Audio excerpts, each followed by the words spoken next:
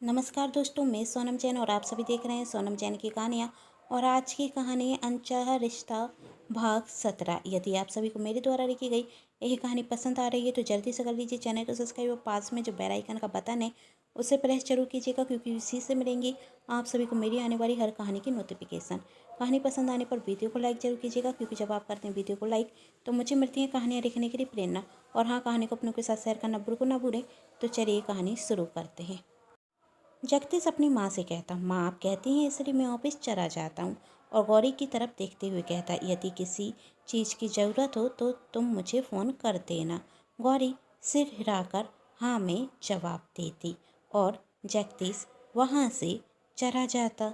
और पीछे से चंचल भी जगदीश के साथ जा रही थी। चंचल अपना बैग साथ में लिए हुए थी, जिसमें भावना जी की मेडिसिन उसने छिपा कर रखी हुई थी। जगदीश जैसे कार में बैठता है वैसे ही चंचल कार का दूसरा गेट खोलकर कार में बैठ जाती। जगदीश चंचल से बात नहीं करता, वह सीधे कार ड्राइव करने लगता। तब चंचल कहती, क्या हुआ जगदीश, क्या तुम मुझसे अभी भी नाराज हो? तब जगदीश कहता, हे चंचल, अभी मेरा मूड ऑफ है तो तुम मुझसे बात ही ना करो तो अच्छा होगा। तब चंचल कहती, सॉरी जगदीश, पर मैं क्या करती, और तुम जानते हो कि मुझे कुकिंग अच्छी नहीं आती, इसलिए जो गौरी कहती जा रही थी मैं वही करती जा रही थी। आखिर इसमें मेरी क्या गलती है तो सिर्फ और सिर्फ उस गौरी की। वही तो मुझे ये सब कुछ करने के लिए कह रही थी, और आंटी जी के लिए मैं इतना तो कर ही सकती हूँ ना। तब जगदीश कहता है, चंचल मुझे लगता है गलती गौरी की नहीं तुम्हारी थी। मेरी गलती कहाँ से आई? और मेडिसिन तो गौरी ने ही कहीं रखती थी ना, जिसके कारण आंटी जी की तबीयत खराब हो गई। और अब वह यही सब कुछ नाटक कर रही है, जिससे वह तुम्हारी नज़रों में और आंटी जी की नज़रों में अच्छी बन सके। और मुझे समझ में आ गया है, वह बहुत चतुर चालाक है। मैं तो उस चतुर चालाक गौरी को समझ ही ना सकी। वह मुझे तुम्हारी और आंटी जी की नज़रों में गिराकर खुद महान बनना चाहती थी। इस सब में उसकी मदद तो उसकी माँ ने ही की।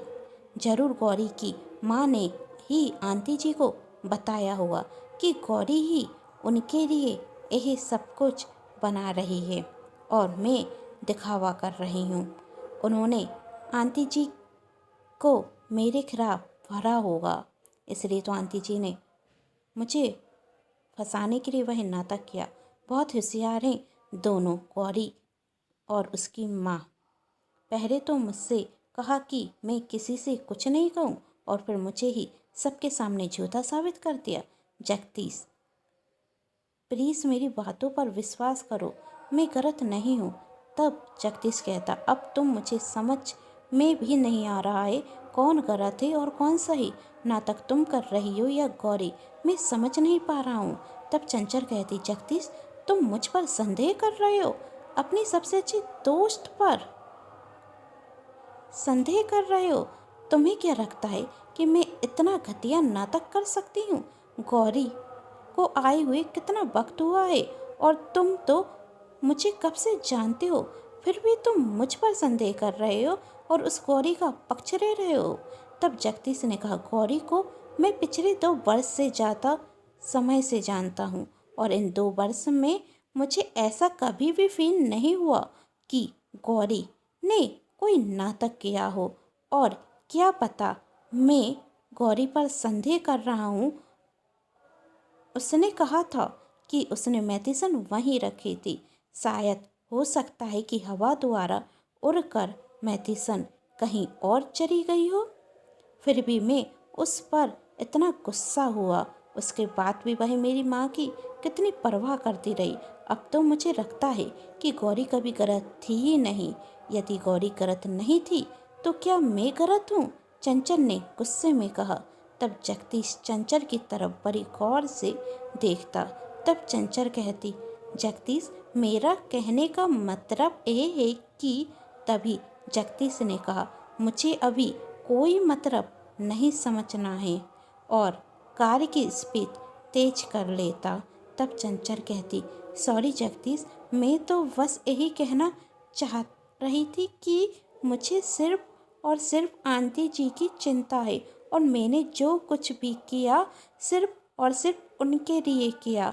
और मैं तुमसे पहले भी कह चुकी हूँ, आंटी जी मेरी माँ समान है, और मुझे अपनी माँ के लिए जो करना हो मैं वही करूँगी। तब जगदीश कहता, गौरी भी यही कहती है। तब चंचल मन में सोचती, बात बात पर ये गौरी कहाँ से आ जाती है? क्यों जगदीश बात बात पर गौरी कर रहा है? कितनी मुश्किल से तो इन दोनों के बीच में दरार डाली थी, और सब कुछ बेकार हो गया। यदि जगदीश को पता चल गया कि आंटी जी की मेडिसिन मैंने छुपाई है, तो जगदीश ये मुझे छोड़ेगा नहीं। और आंटी जी की मेडिसिन तो मेरे पास मेरे पर्स में ही है। ए भगवान, मुझे मेडिसिन कहीं फेंकनी ही होगी। यदि जगदीश ने मेरे पर्स में देख लिया तो मेरा काम हो गया। समझो, मुझे भी मेडिसिन रखने के लिए कोई और जगह नहीं मिली। क्या करूं अब मैं? इतने दिनों से मैं अपने पर्स में मेडिसिन रख कर घूम रही हूँ। अच्छी पागल लड़की हूँ मैं, अच्छी बेवकूफ़ लड़की हूँ मैं। क्या करूँ अब मैं? ऑफिस जाते साथ सबसे पहले मेडिसिन ही फेंक दूंगी। कहीं ऐसा ना हो उस कारी गौरी को फंसाने के चक्कर में मैं ही कहीं फंस जाऊं। गौरी को जगदीश की नज़रों में गिराने के चक्कर में मैं ही कहीं जगदीश की नज़रों में गिर जाऊंगी। तभी जगदीश एकदम से ब्रेक लगाता है, जिस कारण चंचल अपनी सोच से बाहर निकलती है, और जगदीश कार से उतरकर अपने कैबिन में चला जाता। चंचल भी पीछे से जगदीश के कैबिन में जाती और कहती, Jagdish I am really sorry, मेरा बिल्कुल भी मन नहीं था तुम्हारा दिल दुखाने का। मैंने सिर्फ और सिर्फ आंटी जी की भलाई के लिए यह नाटक किया था। यदि तुम्हें मैं गलत रखती हूँ तो मैं फिर से माफ़ी मांगती हूँ, पर इस तरीके से मुझसे नाराज मत हो।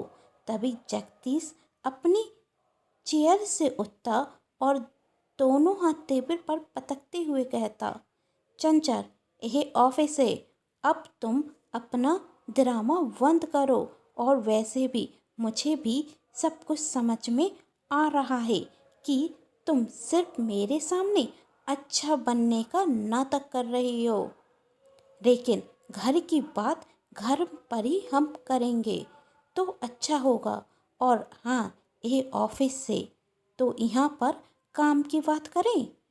तुम वही फाइल लेकर तो आई हो ना? मुझे फाइल दिखाओ, जगदीश गुस्से में कहता। तब चंचल सोच रही थी, क्या करूं मैं? जगदीश की बात सुनकर तो ऐसा लग रहा है जैसे उसे मुझ पर शक हो गया है। पूरा खेल पलट चुका है, और वही गौरी की एक बुराई तक नहीं सुन सकता, और मुझसे हमेशा गुस्सा बना रहता है। चंचल सोच ही रही थी कि तभी जगदीश चंचल से कहता, कहाँ खो जाती हो तुम बातों बातों में? चंचल, मुझे फाइल दो, मुझे घर भी जल्दी जाना है। हाँ जगदीश, देती हूँ, कहते हुए चंचल अपने बैग में वही फाइल देखने लगती, और जब फाइल निकालती तभी जगदीश का फ़ोन आया था, और वही फ़ोन पर बातें करने लगता। चंचल जब फाइल निकालती तो साथ में भावना जी की मेडिसिन भी उसके हाथ में आ जाती। फ़ोन पर व्यस्त होने के कारण जगदीश मेडिसिन देख नहीं पाता, और जगदीश उसे देखता उसके पहले ही चंचल वही मेडिसिन अपने बैग में छिपा देती है। चंचल बहुत घबरा जाती और मन में सोचती, आज तो बच गई, लेकिन कब तक? कब तक बचूंगी मैं? यदि यह मेडिसिन मेरे बैग में रही तो जगदीश कभी न कभी तो मुझे पकड़ ही लेगा। यदि जगदीश ने मेडिसिन मेरे बैग में देख ली ना तो मेरा तो काम हो गया। मुझे यह मेडिसिन जल्दी से जल्दी अपने बैग से फेंक देनी चाहिए, वही मेरे लिए अच्छा होगा। तभी जगदीश फोन रखते हुए कहता, चंचल से कहता, कहाँ खो गई हो तुम? मैंने तुमसे फाइल मांगी है। चंचल जगदीश को फाइल देती और वहाँ से जाने रखती। तभी जगदीश फिर से चंचल से कहता, अब तुम कहाँ जा रही हो? मुझे मीटिंग के लिए जाना है और मुझे मीटिंग के सिलसिले में तुमसे कुछ डिस्कस करना है। तुम यहाँ बैठो। चंचल मौका ढूंढ रही थी अपने बैग से मेडिसिन बाहर फेंकने का, पर उसे मौका मिल ही नहीं रहा था। थोड़ी देर में चंचल और जगदीश दोनों मीटिंग के लिए चले जाते हैं। चंचल का ध्यान सिर्फ अपने बैग की ओर था। वह सोच रही थी, मीटिंग पूरी होने के बाद सबसे पहले मुझे मेडिसिन फेंकनी होगी। क्या चंचल मौका पाकर मेडिसिन फेंक पाएगी या उसके पहले जगदीश चंचल के पास वह मेडिसिन देख लेगा? क्या होगा जब जगदीश को पता चलेगा कि इस सब के पीछे चंचल का हाथ था?